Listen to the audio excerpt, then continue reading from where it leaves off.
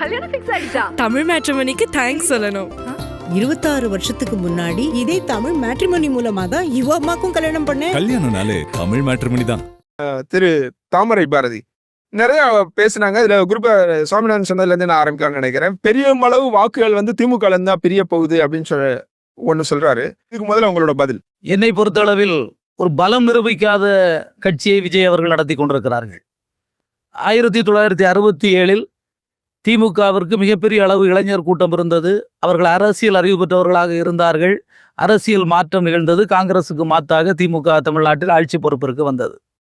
அதற்கு பின்னால் எம்ஜிஆர் ஒருவர் மட்டும்தான் சினிமா துறையிலிருந்து நேரடியாக அரசியலில் வந்து அதிகாரத்தை கைப்பற்றினார்.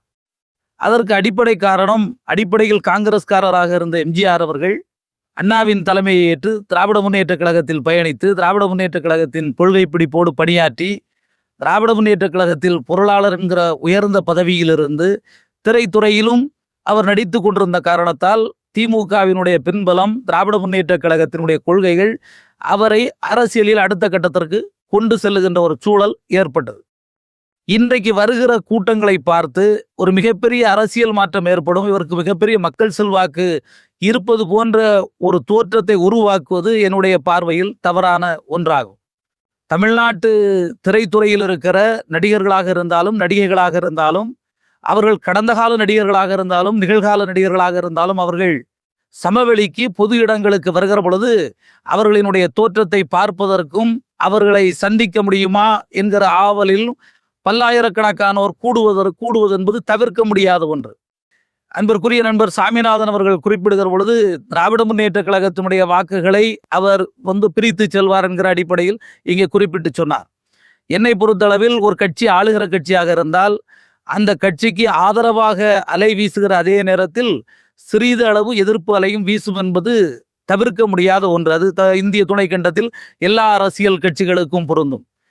அப்படி சிறிதாக எழுகின்ற அந்த எதிர்ப்பு அறையை எதிர்கட்சிகள் அறுவடை செய்தால் மட்டும்தான் தேர்தல் களத்தில் அவர்களுக்கு பலனை ஒழிய அதை ஏதோ 1% 2% வாக்குகளை பெறக்கூடியவர்கள் அறுவடை செய்து விட்டு போனால் அது ஆளுகிற கட்சிக்கு பாதகமாக அமையாது என்பது என்னுடைய கருத்து. ஆகவே திராவிட முன்னேற்ற கழகத்திற்கு எதிராக இருக்கக்கூடிய 5% 10% எதிர்ப்பு அலை வாக்குகள் அதிமுகவிற்கு போக வேண்டிய அந்த வாக்குகளை விஜய் பிரித்து செல்வாரே ஒழிய அது அதிமுகவுக்கு தான் நட்டமே ஒழிய திராவிட முன்னேற்ற கழகத்திற்கு நட்டமில்லை. எங்களை பொறுத்த அளவில் அனைத்து தரப்பு மக்களுக்குமான ஒரு ஆட்சியை நடத்தி கொண்டிருக்கிறோம் என்கிற நம்பிக்கையில் அடுத்த தலைமுறைக்கான ஆட்சியை நாங்கள் நகர்த்தி கொண்டிருக்கிறோம் என்கிற நம்பிக்கையில் தேர்தல் களத்தை நாங்கள் சந்திக்கிறோம். நாங்கள் சகோதரி மரிய ஜெனிஃபர் அவர்கள் குறிப்பிடுகிற பொழுது ஏற்றத்தாழ்வற்ற பொருளாதார சூழலை உருவாக்குவதற்கு இது போன்ற இலவச திட்டங்கள் உதவாது அல்லது தவறாக பயன்படுத்தப்படுகிறது என்கிற அடிப்படையில் அவர் பேசினார்.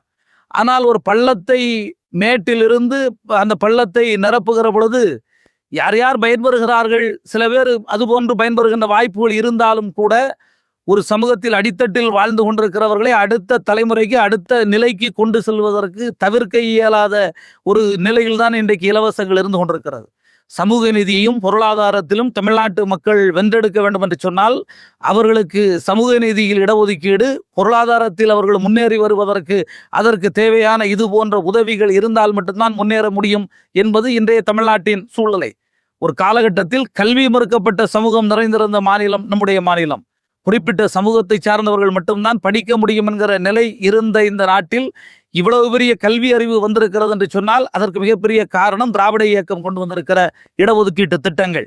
அதே போன்று தேர்தல் நேரத்தில் மகளிருக்கு அவர்களுடைய உரிமை தொகையாக மாதந்தோறும் 1000 ரூபாய் வழங்கப்படும் என்று சொன்னோம். அதை வழங்கி இருக்கிறோம். அடுத்து ஆட்சிக்கு வந்தால் அது 2000 அதிமுக சொல்லியிருக்காங்க, அறிவிப்போம் என்று சொல்லியிருக்காங்க.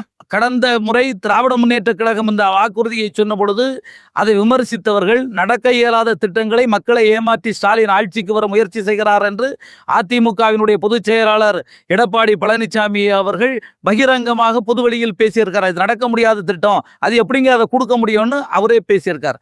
ஆனால் நடக்க இயலாத திட்டத்தையும் நடத்தி காட்ட முடியும் என்று இந்த ஆட்சி இன்றைக்கு நிரூபித்திருக்கிறது. அதற்கு பிறகு இப்பொழுது மகளிர் விடியல் பயணம் திட்டத்தின் மூலமாக கிராமப்புறத்திலிருந்து நகரப்புறத்திற்கு சென்று பணியாற்றக்கூடிய சகோதரிகள் மாதந்தோறும் கணிசமான தொகையை அவர்கள் மிச்சம் பிடிக்கிற சூழ்நிலை உருவாகி இருக்கிறது. அதே போல காலை So, உணவு இலவசங்கள் வளர்ச்சி திட்டங்கள் அது அவசியம் அப்படின்னு நீங்க சொல்றீங்க. 100% நம்முடைய நாடு நம்முடைய மாநிலம் அடுத்த கட்டத்தை எட்டி பிடிப்பதற்கு வளர்ச்சி பெறுவதற்கு இந்த திட்டங்களால் மட்டும்தான் முடியும். இந்த திட்டங்களை நிறைவேற்றுவதற்கு திமுகவால் மட்டும்தான் முடியும் என்பது என்னுடைய கருத்து.